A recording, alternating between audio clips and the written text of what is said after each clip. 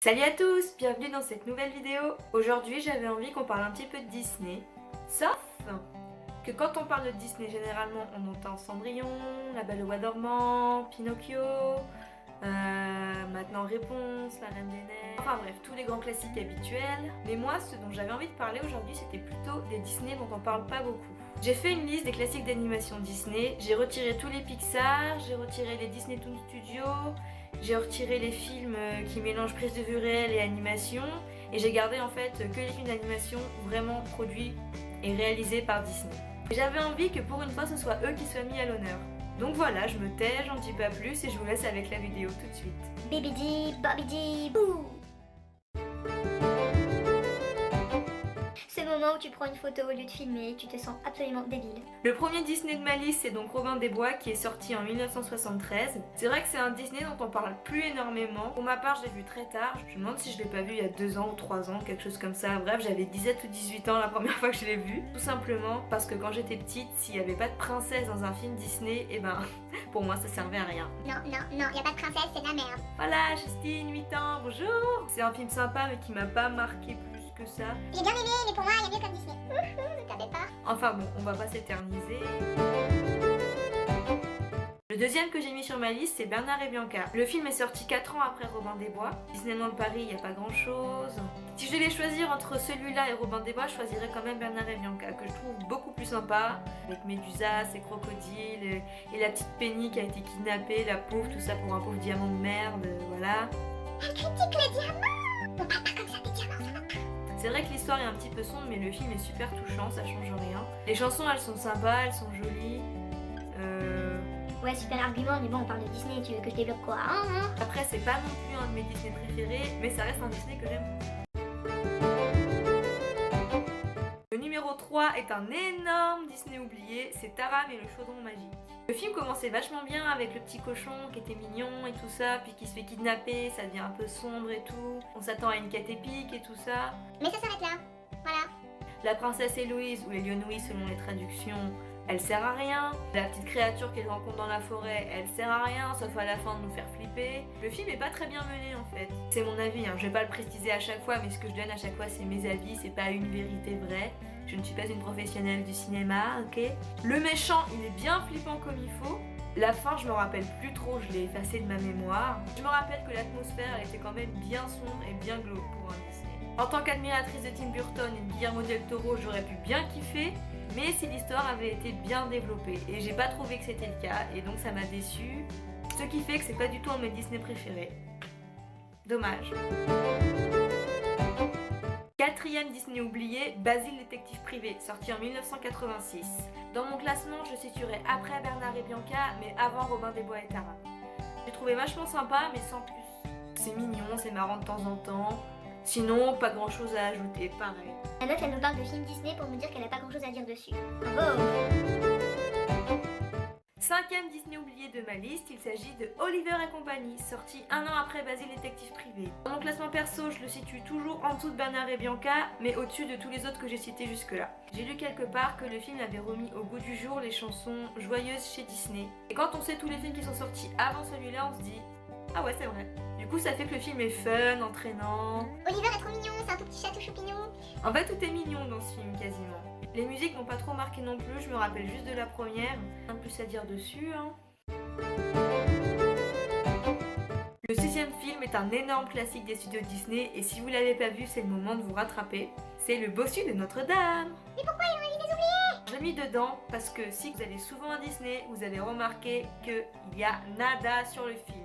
Et comme c'est vraiment un film monstre de chez Disney, je comprends pas l'absence de marketing autour du film. Moi, j'aimerais bien avoir un mug Esmeralda, une peluche de Jali. Il pourrait au moins y avoir les mascottes dans les parcs, mais non, même pas. Bien sûr, il est au-dessus de tous les autres dans mon classement. Le film est magnifique, l'histoire est magnifique, les personnages sont super touchants, les chansons sont magnifiques et super touchantes aussi. C'est un film culte, magnifique, très émouvant. Enfin bref, next.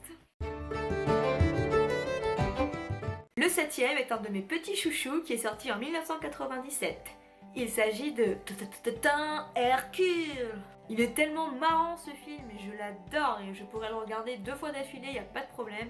Et Hercule, c'est pas un de mes héros préférés, même si je le trouve assez touchant. Par contre, Mégara, Megara les amis. Megara, elle déchire tout. Et puis les muses aussi s'il vous plaît. Alors là, niveau classe, pouh, au revoir. Les chansons, je les adore toutes, mais alors en puissance, j'adore la chanson de Megara. J'adore Megara, j'adore sa chanson, enfin bref, voilà. C'est un des Disney que je préfère sans qu'il soit non plus dans mon top 10. Et en plus, coucou.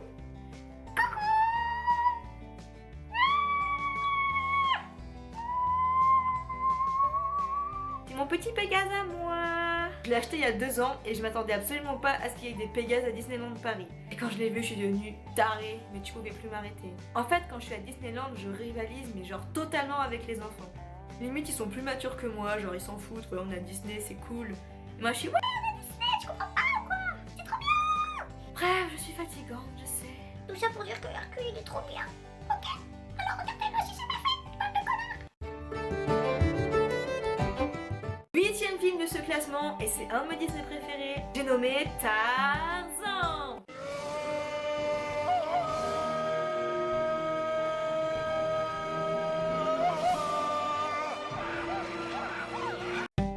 Il y a Phil Collins qui fait la BO, qu'est-ce que t'attends pour le regarder? Devant Tarzan, tu rigoles, mais tu te fends la gueule. Moi, je me fends la gueule à chaque fois dans les arbres avec Jane. Tu pleures, tu frissonnes, tu rêves, tu décèdes. Tout est beau dedans, les décors, la bande son, l'animation, les personnages ils sont super attachants.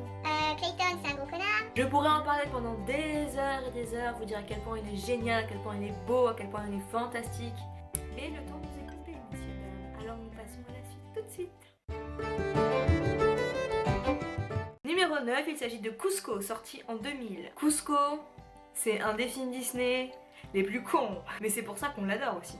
Non mais ce film il est trop perché, il est trop marrant. Moi qui adore les héros Disney en général, alors là Cusco, mais je peux pas me le blairer. Oui d'accord, à la fin il change, heureusement.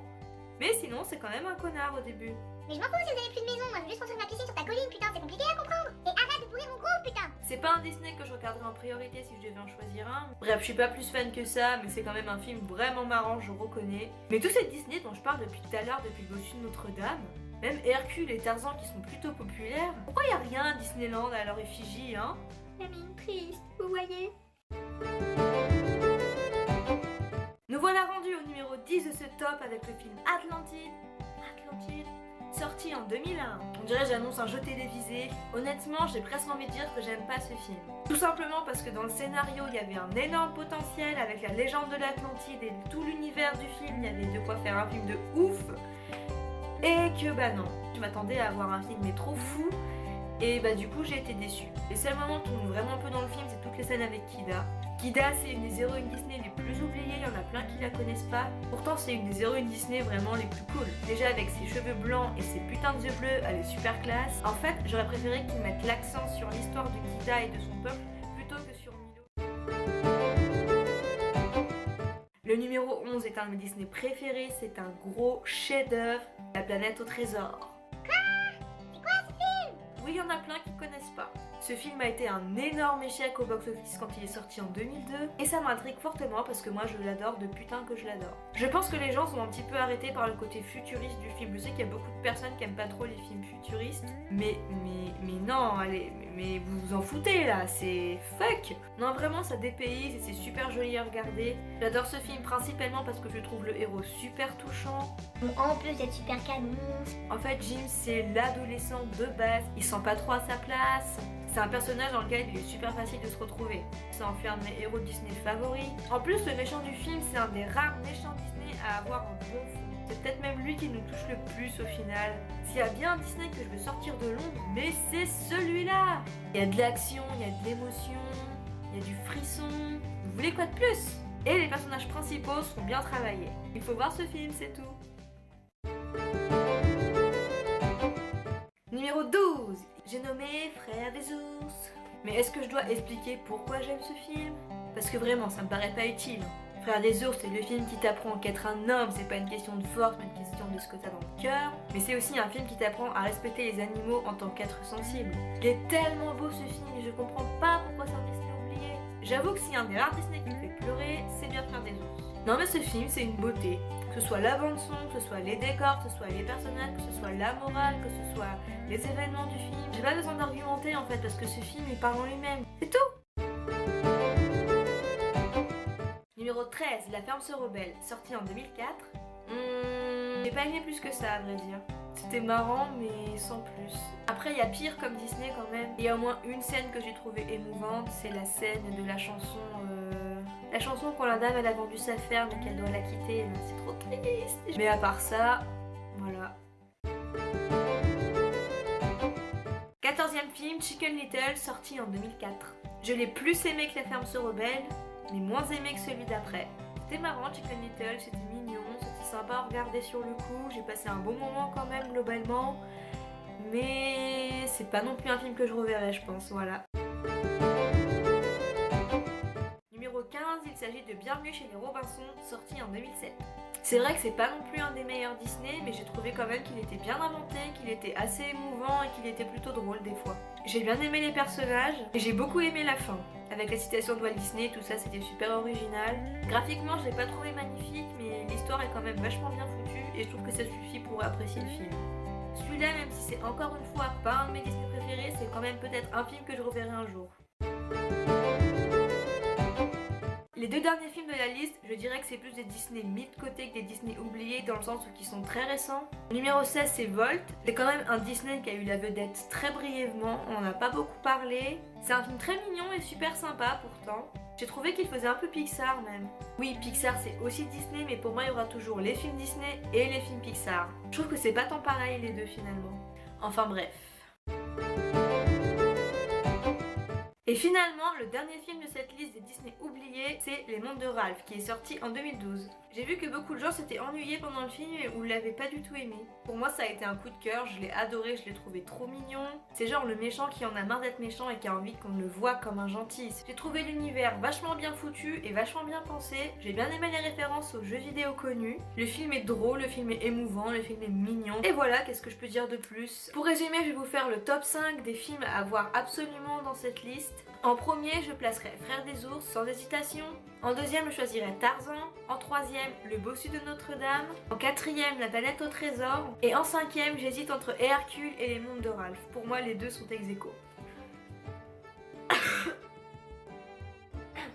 Et bah voilà, ce sera tout pour cette seconde vidéo. Comme je viens de commencer YouTube, vous êtes sûrement pas au courant, mais du coup, ma chaîne n'a pas de sujet précis. J'ai pas envie de m'enfermer dans un sujet précis en fait. J'adore le cinéma, j'adore la musique, j'adore les mangas, j'adore les romans, j'adore les films d'animation, j'adore le Jap animation. J'aime aussi parler de beauté de temps en temps, j'adore parler lifestyle, décoration. Donc voilà, ma chaîne, ce sera un peu à bazar, je pense. Il y a des chances que je me spécialise dans certaines vidéos ou que certaines vidéos reviennent plus que d'autres, mais pour l'instant, du moins, je compte pas m'enfermer dans une thématique précise. J'aime être libre et suivre l'air du vent. Ça souffle. Comme je suis une grosse fan de Disney, il y a des chances que vous en entendiez parler dans d'autres vidéos. J'adore les films d'animation en général, que ce soit Disney ou autre studio. De même, comme c'est une chaîne bazar, si vous voulez des vidéos en particulier, eh ben dites-moi, je verrai si j'ai envie de les faire, si je peux les faire. Et si c'est le cas, je le ferai. Donc voilà, vous êtes prévenus maintenant. Sur ce, je vous fais des gros bisous et je vous dis à bientôt.